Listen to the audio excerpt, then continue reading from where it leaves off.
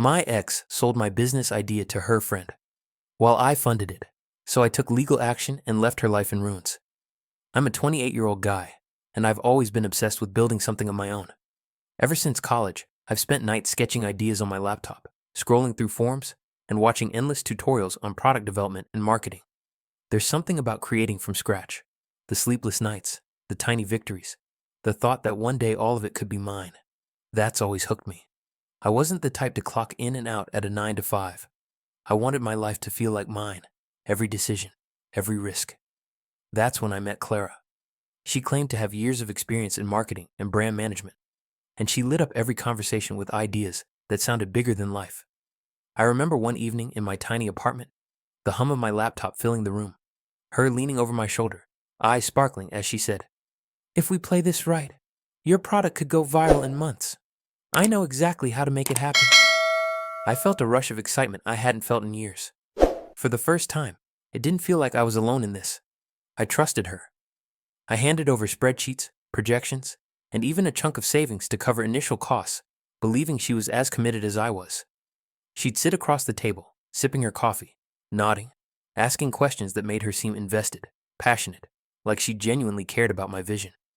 We stayed up late brainstorming, laughing about crazy campaign ideas, mapping out the big launch. Every time I looked at her, I thought, this is it. This is someone who gets me, someone who wants to build something real with me. Looking back now, it all seems too perfect. The late night planning sessions, the shared excitement, the way we bounced ideas off each other. At the time, I didn't question it.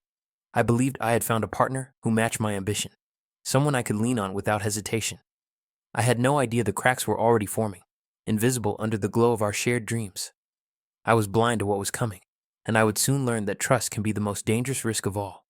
Once we got rolling, it felt like we were unstoppable. I poured every ounce of time, energy, and money into the business.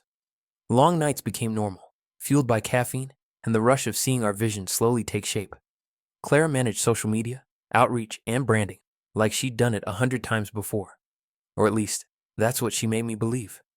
I handled the product, the funding, the logistics, everything that kept the machine running. On paper, we were the perfect team. Friends and family noticed. "You two make a great team," they'd say, clinking glasses at casual dinners. I felt proud, not just of the business, but of us, our synergy, our shared ambition, our drive. Every small milestone felt like proof that we were on the right path.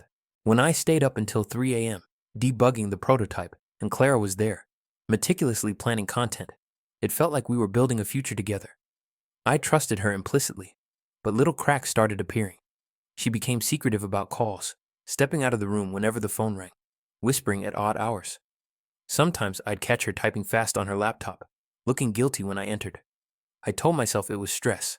She was juggling a lot, and I was too busy to notice. I ignored that gnawing feeling in my chest.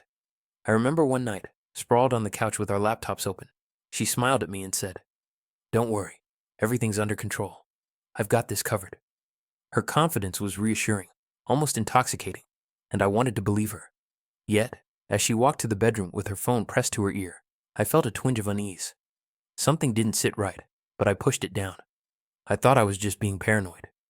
Even as excitement buzzed through the apartment, the smell of takeout, the soft glow of screens, the quiet hum of late-night productivity, I felt it.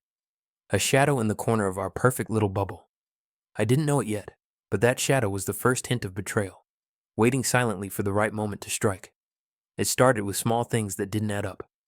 I noticed charges in our accounts that I hadn't approved. Subscriptions, software, even a couple of consulting fees that seemed off. When I asked Claire about them, she waved it off.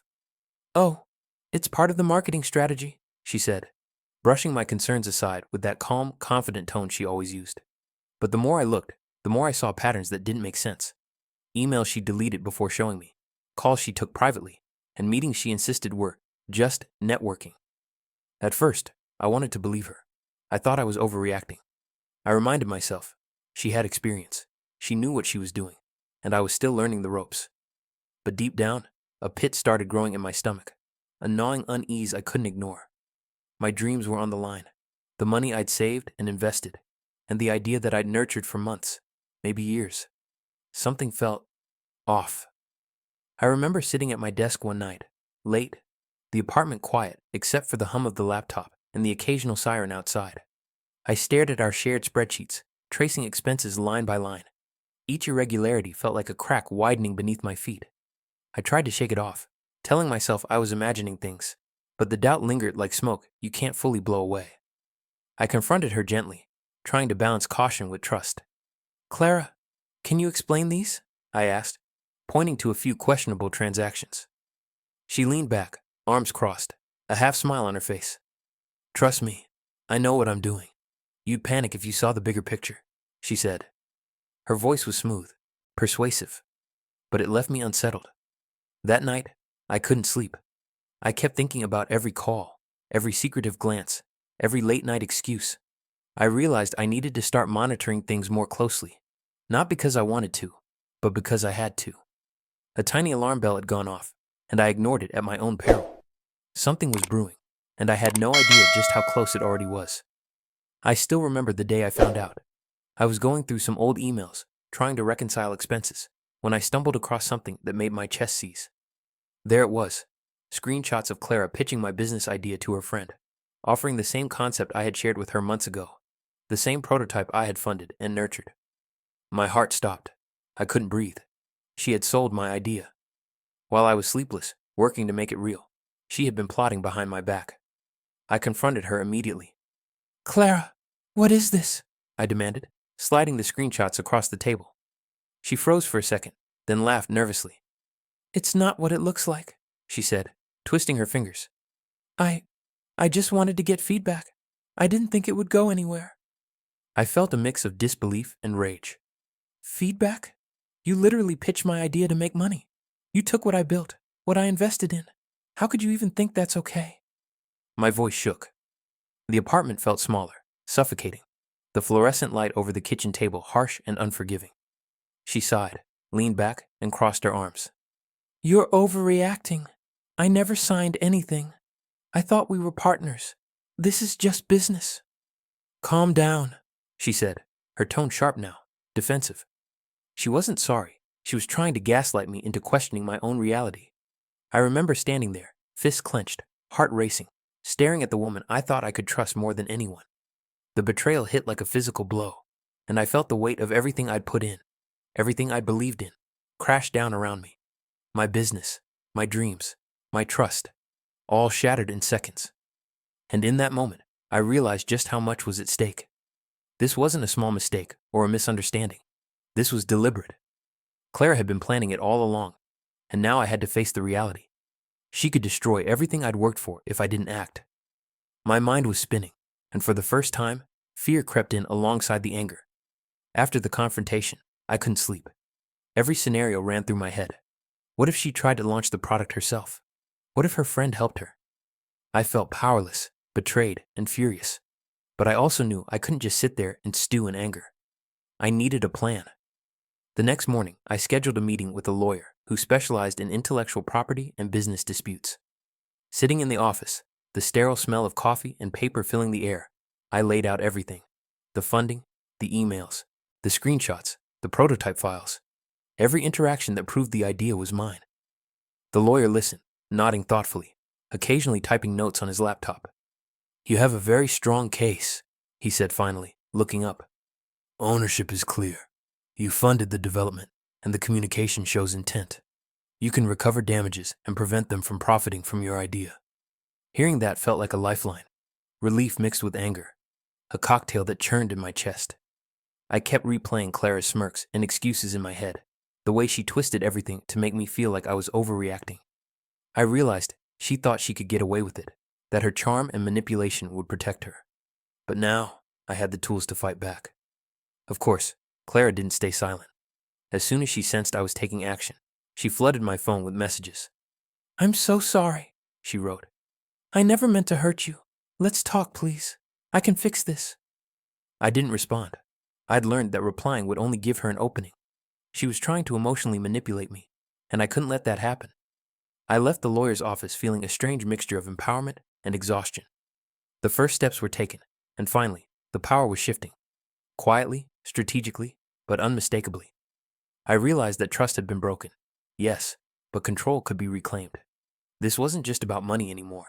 It was about justice and closure. I knew the fight ahead wouldn't be easy, but for the first time in weeks, I felt like I might actually win. And yet, as I walked to my car, my phone buzzed again with a new message from Clara. I ignored it, but a chill ran down my spine. This was just the beginning. Just when I thought I had a handle on things, I discovered something that made my stomach twist like a fist. While digging through old messages and call logs to prepare for the lawyer, I found proof that Clara's friend wasn't some innocent bystander. They had known exactly what Clara was doing the entire time, and worse, had encouraged it.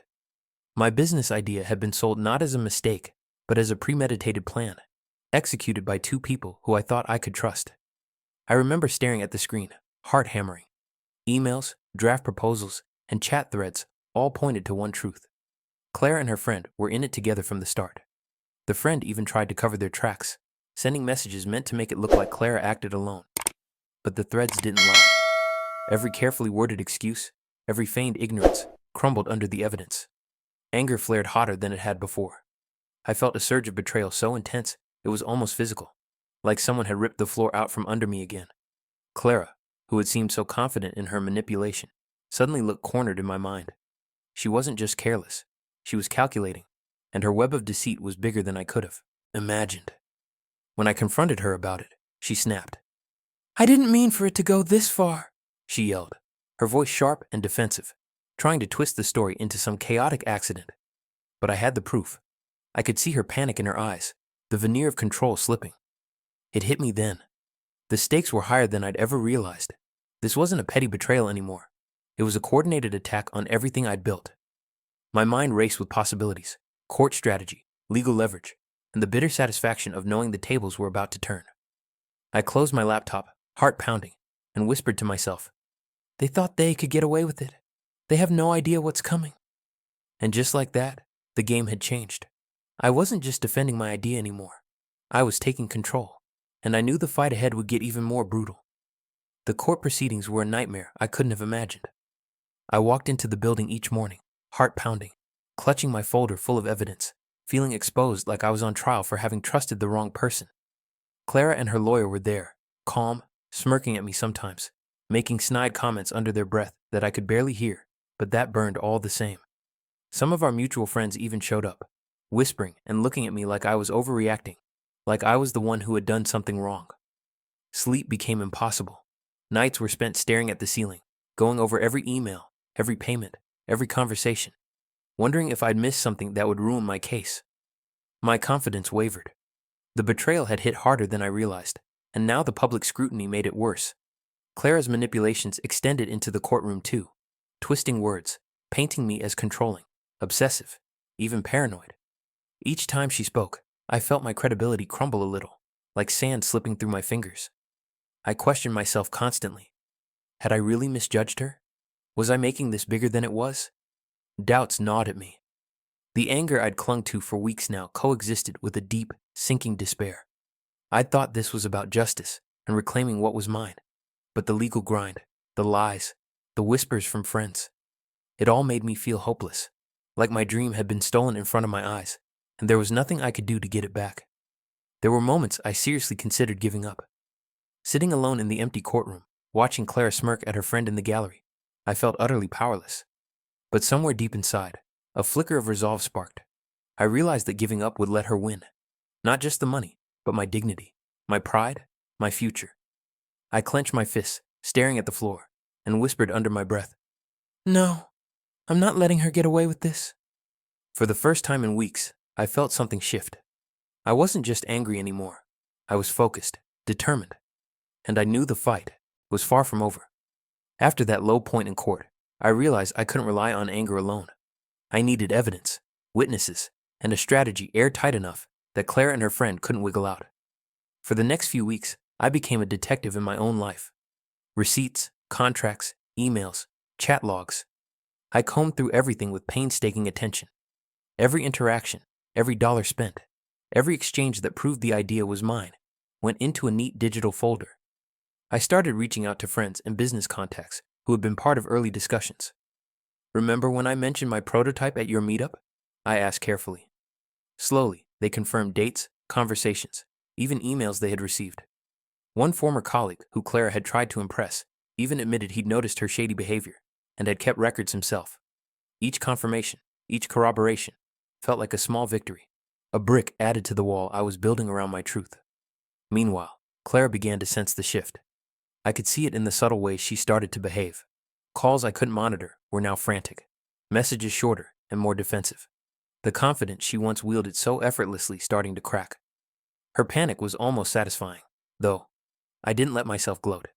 I had to stay meticulous, strategic. Emotional satisfaction had to wait until the evidence did the talking. I spent nights cross-referencing documents, mapping timelines, and preparing detailed summaries for my lawyer. My apartment smelled of stale coffee. My fingers were raw from typing. And yet, for the first time in months, I felt empowered. Anger had been fuel, but precision was power. Even as I strengthened my case, I couldn't shake the tension. Clara's recklessness was escalating, and I sensed the fallout could get messy, personal, and maybe even dangerous if she tried something desperate. I leaned back in my chair, staring at the files on my screen, and whispered, "They think they can outsmart me. They have no idea what's coming." The courtroom showdown was approaching, and I was ready. But I knew that once it started, there would be no turning back. The day of the courtroom confrontation felt unreal, like walking onto a stage I hadn't auditioned for. My hand shook slightly as I carried my folder full of evidence, receipts, emails, and witness statements. Clara sat across from me, flawless in her calm demeanor, her friend lurking behind her, eyes darting nervously. The judge entered, and the room went silent. Every heartbeat felt amplified, every whisper of paper and shuffle of feet echoing in my ears. As we started, I presented everything, line by line, proof by proof. Emails showing her secret pitches, screenshots of her conversations with her friend, documented financial contributions, witness testimonies. It all painted a picture so clear that even the room could feel the betrayal. Clara's smirk faded slowly as each piece was laid bare. She tried to interject, tried to twist facts, but I stayed composed, letting the evidence speak. My voice was steady, controlled, every word fueled by months of frustration, sleepless nights, and stolen trust. At one point, her friend squirmed, whispering something under their breath, trying to cover their complicity. I caught it. The courtroom tension tightened like a vice. Clara's lawyer attempted to deflect blame, but the proof was airtight. Each revelation, each exposed lie, felt like a tiny victory, an acknowledgement that I had fought for every inch of what was rightfully mine. When the judge finally spoke, relief and disbelief collided. Clara was ordered to return the assets, pay damages, and cease any attempts to profit from my idea. I sat there, chest heaving, the weight of months of betrayal lifting slightly. I hadn't yelled, I hadn't screamed, but the courtroom felt charged with the truth. Even as the gavel fell, I noticed Clara's panic, the way her eyes darted to her friend, the way her calm facade crumbled. It was vindication, yes, but also a warning. The consequences of betrayal are heavier than she could have imagined. I left the courtroom feeling powerful yet wary, knowing the fight for full closure wasn't finished. I whispered under my breath, "This is just the beginning." After the courtroom, I felt a strange mix of relief and determination. The legal victory was mine, but the real work, reclaiming the business and my peace, was just beginning. I started the meticulous process of securing intellectual property rights, rewriting contracts, and reestablishing operations independently. Every email I sent, every document I filed, was a step toward taking back what was mine. The apartment, once filled with late-night brainstorming and shared dreams, now smelled of fresh coffee and a quiet focus, a workspace reclaimed for clarity and purpose. Clara's friend received a stern legal warning not to interfere, and that tension hung in the air like static electricity. I knew they were both watching, calculating, probably hoping for a misstep. I didn't give them the satisfaction. Every move I made was strategic, deliberate. Every phone call ignored, every message left unread, reinforced that control was now mine. Clara tried reaching out, pleading, negotiating, even attempting guilt. "Please, let's talk. We can fix this," she wrote, her words dripping with desperation. I didn't respond. Silence was more powerful than any argument I could make. I remember sitting at my desk one evening, watching the city lights flicker through my window, and realizing something important. Boundaries were stronger than revenge. I didn't need to humiliate her publicly to reclaim my dignity. I just needed to act deliberately, reclaim my space, and ensure my work thrived. Every filing, every email, every secure server I created was a statement. I was in control, and no one could take that away. And yet, Despite the control, a part of me felt the pull of exposure, of showing her the full extent of what she had lost. But I held back, knowing the timing would matter. For now, the quiet empowerment, the slow, methodical reclamation of my business was enough. As I closed my laptop, the apartment quiet except for the hum of the air conditioner, I whispered to myself, "Soon, she'll see the price of underestimating me." The next move was mine, and I wasn't rushing it. After months of rebuilding, I realized that taking control wasn't enough. I needed clarity, accountability, and a public record of what had happened. I decided to share the story of Clara's betrayal, but carefully, professionally, without malice. I documented everything: screenshots, emails, contracts, and timelines, framing it as a cautionary tale for fellow entrepreneurs. My goal wasn't to humiliate, it was to show the truth and ensure no one else got blindsided like I had. The response was immediate. Professional contacts, former friends, even casual acquaintances rallied around me. Messages of support flooded in. "I can't believe she did that. You handled it perfectly, and thank you for sharing this. I would have been devastated." Even some of the people who had once questioned my judgment now praised my composure and meticulous handling of the situation. I felt a quiet satisfaction, a sense that the power dynamic had shifted entirely. Clara, of course, noticed. She sent frantic emails and indirect messages, attempting to control the narrative, to explain away her actions. I ignored them all. The more she tried, the more isolated she became. Publicly, she lost credibility and influence, while I maintained professionalism, letting the evidence and facts speak for themselves. The irony was delicious. She had once tried to profit from my trust, and now she was being exposed, stripped of her reputation and powerless. I walked through my office one evening, watching the city glow through the floor-to-ceiling windows, and realized how far I'd come. The fear, the sleepless nights, the betrayal, they had all been necessary. I had emerged stronger, smarter, and more resilient. Clara's arrogance had been her undoing, and I had played my part without stooping to her level. I leaned back in my chair and whispered quietly, almost to myself, "Betrayal taught me more than loyalty ever could." For the first time in months, I felt fully untethered, empowered, and at peace. The lesson was clear. You can't control others, but you can control how you rise from their deceit. Months later, the business was not just restored, it was thriving. Every product launch, every satisfied client, every small win was a reminder that I had rebuilt what was mine, stronger than before. Clara had vanished from my life entirely, her attempts to reach out ignored or blocked. Socially, professionally, financially, she had lost her foothold, while I moved forward with a calm certainty that felt almost surreal. I remember one evening, standing in the office, watching the city lights shimmer off the glass windows, the hum of the computers, the quiet chatter of my small team, the faint aroma of coffee. It all felt like a sanctuary. No gloating, no public shaming, just control, dignity, and freedom. I realized that revenge didn't need to be loud. Sometimes the quiet reclamation of your life, your dreams, and your peace is far more powerful than any dramatic gesture. Reflecting on it, the betrayal had taught me more than I ever expected. Trust is precious, yes, but boundaries are priceless. I had learned to protect my ideas, my work, and myself, without letting anger dictate my actions. Clara's disappearance, her social and professional fallout, was merely a side effect. The real victory was my growth, the ability to move forward without bitterness, to rebuild stronger, wiser, and more resilient than before.